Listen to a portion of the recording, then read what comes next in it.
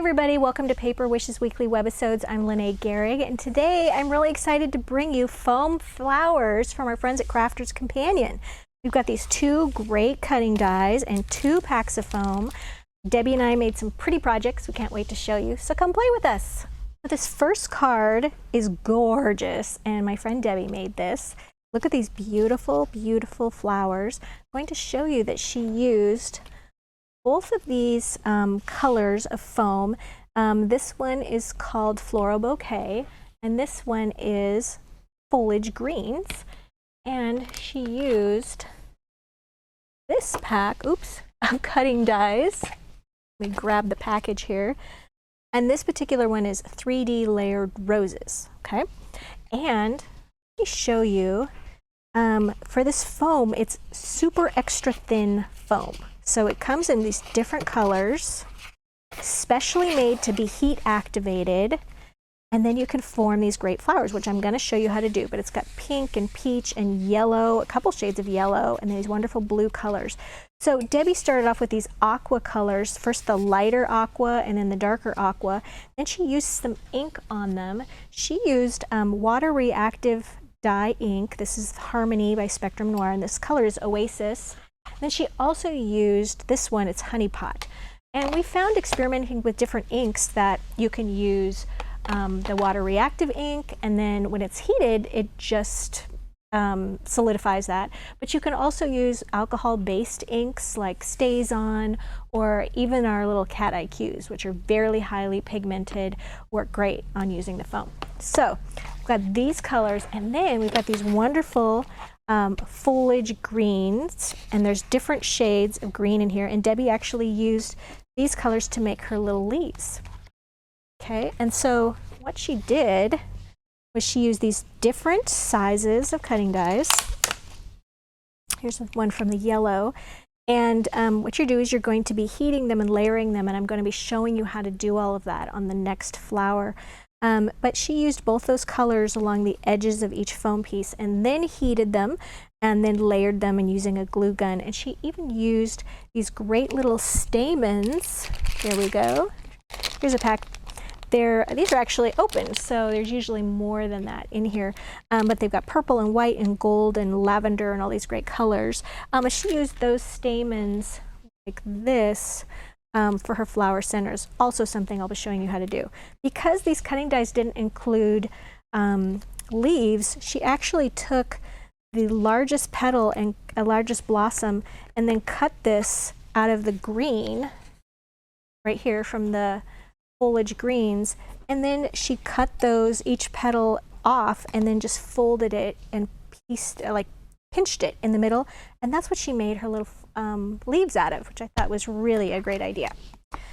Okay, and she also added for her background, here we go, it's a wonderful embossing folder. This is called Tropical Swirls, also from Crafters Companion, and then added a sweet little doily. These are all available, of course, at Paper Wishes, and also added hello and then these thin line dazzles stickers. All right, so I want to show you another card here, and we'll get down to how to make these flowers. So here's one that I made. This one uses the Blushing Blooms paper pack with this wonderful pink, and then I used excuse me, a circle and a scallop cutting die just to make this little wreath shape. I've got my script greeting dazzles right here, and then a little strip of hammered gold paper that frankly was lying on my desk, and I thought, hey, that'll be great to use with these little gold stamens. And then I used, for my leaves, I used the Foliage for Your Flowers chipboard. This is brand new from hot off the press. And I just used my green ink pad and a medium color green, and I just used the surface of the ink pad to color those. And then I just glued them, took my little hot glue gun there, and I just glued them to extend from under the flowers. Whoops. Little glue strings, beware of glue strings. All right, so then let's get right down to how to make some of these flowers. So I've already gone and die cut. We'll start with the daisies. So the daisies, here's these 3D daisy cutting dies. And for my flowers, I wanted my daisies to be smaller than the large roses. So I just used the medium and the small sizes. And then these ones have already been heat activated. And I'll show you how to do that. You just take your regular iron from home, okay? And you're just gonna drop this right on there. And then take your little pokey tool. Now this is a pokey tool that I've had for a really long time, and I asked Paulette to source these, so we're going to see if we can't get these and carry them on paper wishes. See how it curled up? And it doesn't matter really how long I'm leaving it. I mean, 10 seconds or 30 seconds. I mean, don't leave it for an hour. And then once you take it off, I just kind of laid it so that it was a little flatter, like that. Otherwise it curls up like you saw.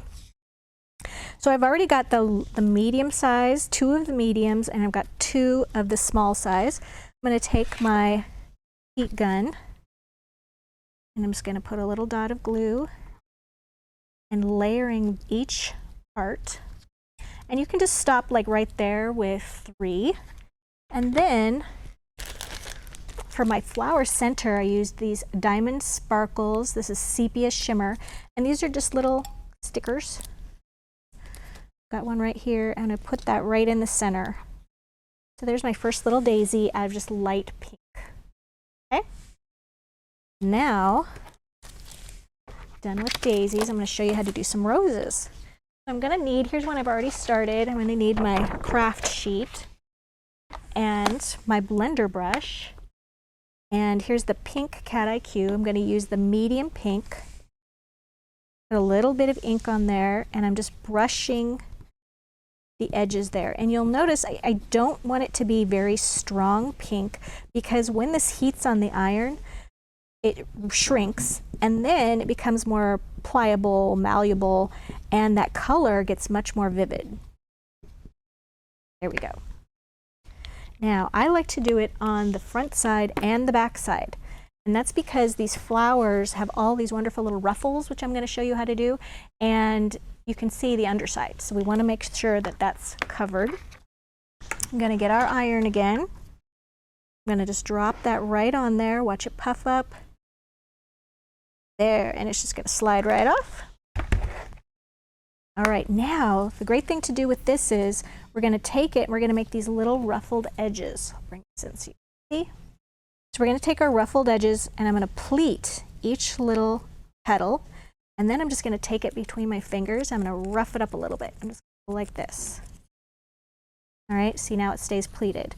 And I like to do this right after each petal comes off the iron. It's not hot anymore, but for some reason it's staying a little more malleable than if I left it there for an hour or so.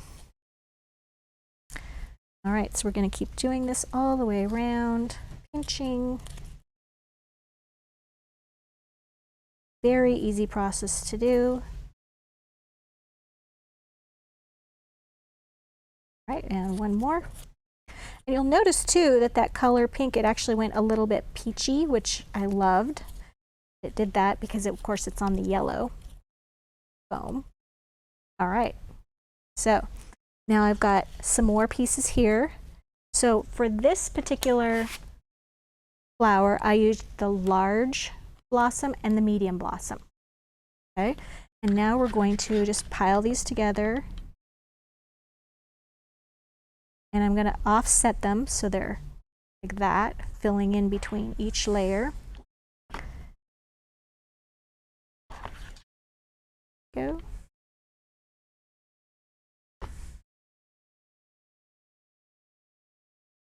And there we go. All right, so we've got all of our layers there. Now I'm going to take my little piercing tool. Beware of the glue gun ears there. And I'm going to take my piercing tool, I'm going to pierce it all the way through to the back. And then I'm going to take my little stamens. Mine have gold stamens in them, but I just happen to have these white ones right here, so we're going to use those.